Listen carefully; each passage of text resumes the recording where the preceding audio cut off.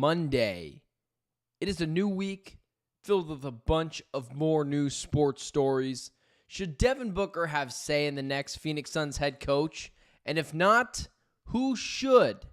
As well as the Arizona Cardinals are also ranked again by Pro Football Focus, the 19th best roster in the NFL. Is it fair or is it way too low? Let's talk about it next. The Ben Garcia Show. Yeah. Woo. Best show in the land. Yup. Listen. Come and get your information from Ben Garcia. Get the latest on your quarterback, running backs, and receivers. Tune in, so any other show you don't need them. Any news that he giving out, please just believe him. Giving out the latest prediction and top-notch analysis. Wanna hear the truth, better have thick skin like callus. The latest move that your team just made can be damaging. The dudes ain't speaking no facts, they just be rambling. Lights, camera, action, turn on the show. Go get the cameraman. Yeah. Lights, camera, action, turn on the show. Go get the cameraman. The Ben Garcia Show. What is up, guys? Welcome in to yet another edition of the Ben Garcia Show. Thank you so much for making me a part of your day on this wonderful, wet Monday morning out here in Phoenix. My guy Aaron, all the way, I'm pretty sure this is Aaron from Milwaukee or Wisconsin in the chat. He doesn't even know what it's like to have a rainy day. He's just a part of a freezing cold temperatures that are normally in Milwaukee. And here in Phoenix, just nice and wet today. Cold, rainy, wet. We deserve it here. And so it's a day to stay indoors and listen to the Ben Garcia Show. I don't know what we did in Phoenix to deserve some of the just ridiculousness that we deal with on a daily basis. It's just incredibly strange. The Arizona Diamondbacks are a shell of themselves. We will not be talking about them on this show until they figure out a way to get it together. Corbin Burns reaching for his elbow yesterday, and you're just thinking to yourself, oh my God, we have to be cursed. I don't believe in curses. I don't believe in karma. I think it's all nonsense. Corbin Burns blowing out his elbow yesterday is like, oh my God, karma might be real. I don't know what we did, but it would have to be some sort of karma. The Arizona Cardinals had a season in which they were 6-4 and didn't make the playoffs. And then the Phoenix Suns still looking for their head coach after what was a very, very disappointing season. So let's start here with the Phoenix Suns as we continue to lick our wounds on the Ben Garcia Show as Arizona sports fans. So there was a report that came out the other day from, I believe it was Mark Stein, reporting that Devin Booker has had some say in the Phoenix Suns head coaching decisions. And I was a little surprised by the amount of pushback that came from this report. That Devin Booker shouldn't have as much power as maybe he does, and he shouldn't be the one to pick the head coach because the players should play and the managers should manage and the coaches should coach. Let me paint a picture for you like this. Let's say you're a devout employee. You came into this company when you were very young, and at first you felt like you owed it to them. But after years and years, you pay your dues and you move your way up the company ladder. You're all the way to number one salesman and maybe the head of your department of sales. And your boss gets let go.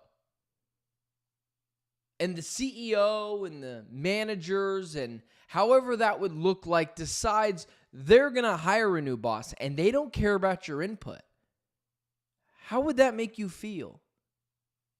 If there's anyone that has earned the right to have an opinion on anything the Phoenix Suns do, it's Devin Booker.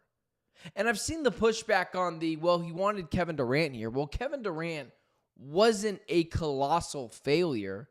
They just gutted their roster too much. They didn't learn from the Brooklyn Nets' experience of trying to put a team of superstars together. So that wasn't Devin Booker's fault. Wanting to get rid of DeAndre Ayton, again, was not Devin Booker's fault. He might have wanted it to happen. I believe he wanted him gone.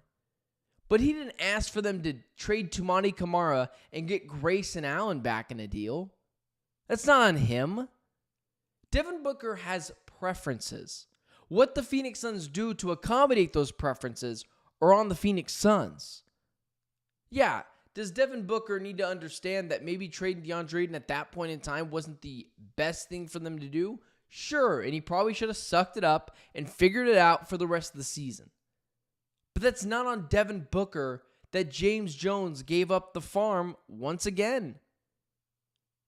And then lastly, Bradley Beal. It feels like people are taking my talking points on why the Suns season is not just on the front office, is not just on the coaching staff.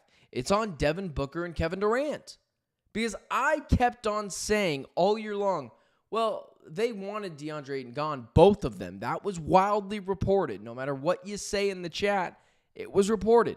Devin Booker and Kevin Durant did not want DeAndre Ayton here. That's why he was gone. Same thing goes for Bradley Beal and Tyus Jones. They wanted them there. And the Suns made it happen. Devin Booker is allowed to have an opinion. His opinion doesn't matter more than Brian Gregory or, for that matter, Matt Ishbia or other people in their interviewing process. But Devin Booker has earned a say. He has been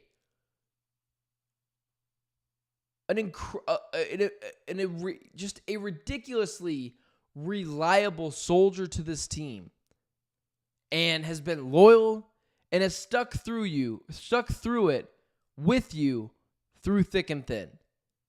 He's allowed to have a say on who the boss is. And not only that, if you're trying to build a team around Devin Booker, what you need to do is, it's pretty obvious,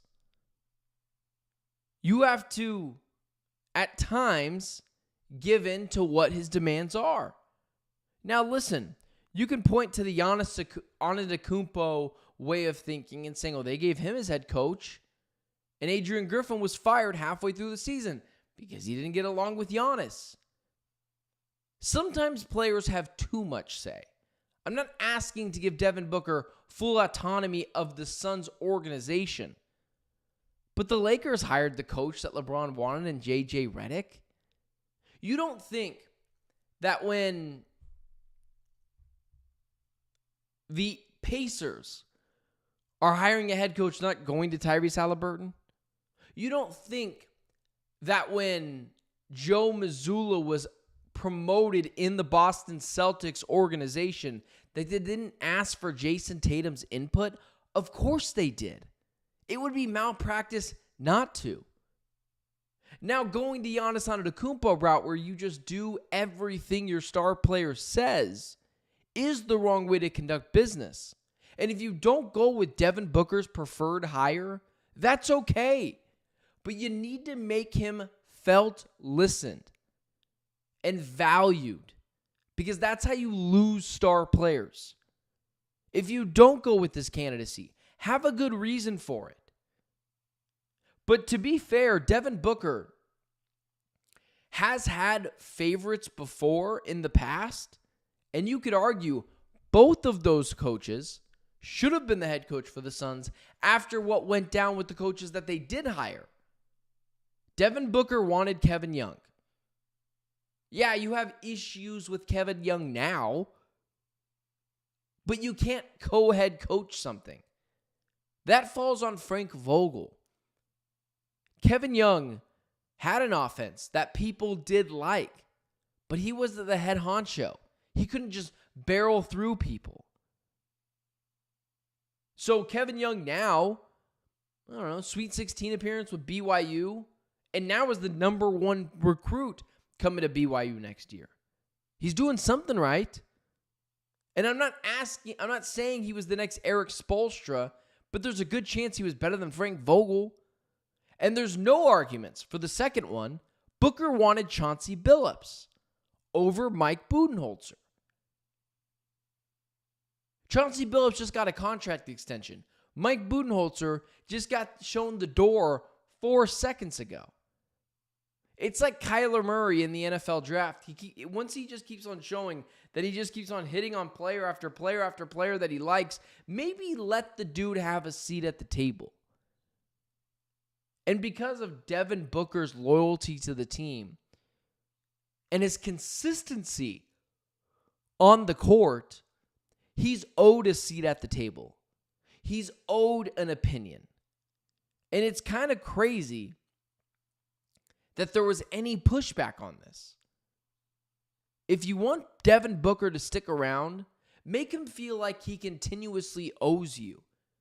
And if you go with his head coaching candidacy and you make it seem like a lot of it had to do with the preference of Devin Booker, he's not just going to run out the door the second things get tough. Now, granted, he's already mentioned that before he doesn't want to leave anywhere. But it doesn't hurt to continue to have that in your back pocket. It's absolutely crazy to me that you think you wouldn't give it an opinion to your best player. Booker has deserved that. And that's not something that you normally just get. You don't get it just for being a good player. So Kevin Durant doesn't get a say. Bradley Beal doesn't get a say. It goes as far as Devin Booker, and then it ends with him. But of course he gets a say. But if he wants Dave Fizdale, which I don't think is the case anymore, you don't go with him. But if he likes Jordan Ott, and if he likes Chris Quinn, then you go with one of those hires. It's not all on Devin Booker, but his voice needs to felt heard and valued, because that's how you piss off star players and they demand trades. It ain't on Booker. It ain't on Booker. All right. Let's move on to the next thing, because there's a lot of things to get to in this edition of the Ben Garcia Show. And I'm not just saying that this time to keep you in the chat. The Arizona Cardinals were ranked once again by Pro Football Focus. Pro Football Focus ranked Pro Football Focus ranked all 32 teams' rosters. I don't know what kind of content Pro Football Focus is going to do in July and August, because they are just 100% giving us banger after banger of content to react to. The problem is you need to pace yourself. And I don't know if they're going to have content for July, the rest of June, and August to get them through the offseason. But let's talk about this. They are a major corporation, Aaron, and they did rank the Arizona Cardinals the 19th best roster in the NFL. They named the Seattle Seahawks 22nd. They named the Los Angeles Rams, if I'm not mistaken, 6th. But let's not sit here and guess. Let's just look at it right away. So they ranked the 32 best rosters in the NFL. And the Los Angeles Rams, or the Arizona Cardinals, were ranked 22nd. And then with that being said, the Los Angeles Rams were 6th, which is just absolutely crazy to me. They have a good roster, but holy cow, it ain't that good. And then moving on from them, they ranked the San Francisco 49ers 14th, which, again, asininely crazy. The Arizona Cardinals 19th, and the Seattle Seahawks 22nd. First off, I just want to say, Seattle has a pretty decent roster. Jackson Smith and Jigba, it's like the Kenneth Walker, and then they just have studs on defense all over the field, and then offensively as well. Their offensive line, Abraham Lucas and Charles Cross, if I'm not mistaken, were solid players. But maybe because I'm not a Seattle Seahawks fan, I thought that. So Seattle being at 22nd felt a little low. The Arizona Cardinals being at 19th felt tremendously low. And the San Francisco 49ers, I don't get it. They're the 14th best roster in the NFL according to Pro Football Focus. In what universe? Their offensive line is awful. Trent Williams was injured once again last year. Everyone's just forgetting about the fact that Christian McCaffrey had a phantom Achilles injury last year and just didn't play. It was the weirdest thing. And so, the team that I have winning the division, the Los Angeles Rams, they're the team that I do understand being as high as they are, although it feels a little high as well at 6th. But let's focus on the Arizona Cardinals. The Cardinals are filled with potential. I'm not so sure that they're filled with talent just yet. So when Pro Football Focus ranks them the 22nd best roster in the NFL, I can hate it, and I disagree with it. But I understand, to someone who isn't watching this team, why they think the roster is not as good as they are. Let's start off here, their strength. They said the Cardinals' most successful stretches last season came from when they pounded teams into submission on the ground. They tied for 9th in the NFL in Pro Football Focus rushing grade while ranking 14th in Pro Football Focus run blocking grade. Running back James Conner led the way with an outstanding 90.6 Pro Football Focus rushing grade that ranked 6th among qualified running backs. And then, so you look at their strength and you're like, okay, their strength was running the ball. Well, James Conner came back last year. Or James Conner is still here from last year and looks pretty good. And Trey Benson is coming into his own in his 2nd season. So, if you want to worry about injuries, that's another idea to put in there, that maybe the Cardinals' rushing offense could fall off, but they didn't even mention the injuries. So, the strength, Cardinals' rushing attack. And you're like, okay, but it's mostly the same, plus Isaiah Adams as the new guard, and not Will Hernandez. Okay, fine. Let's go to their weakness. Well, Arizona's coverage unit grade improved from the putrid 2023 season. Their pass rush couldn't do the same. The Cardinals tied for the 2nd worst Pro Football Focus rush grade in the NFL last season. They also ranked among the bottom 8 teams in pressure rate and pass win rush rate. That showing at least partially motivated the team to acquire a slew of defensive linemen this offseason, including former Eagle Josh Sweat. Okay, my guy Robert in the chat, hello from Austin. Enjoy watching your shows. Thank you, Robert. Appreciate you, man. Hope it's not as hot in Austin as it is in Phoenix sometimes. Over to the Cardinals still. Their weakness, the pass rush. Totally fair. Everyone in this chat and everyone who has watched this team would agree. The Cardinals' worst position group last year, and it's not close, was the pass rushing unit. Okay, it's a good reason to rank them low.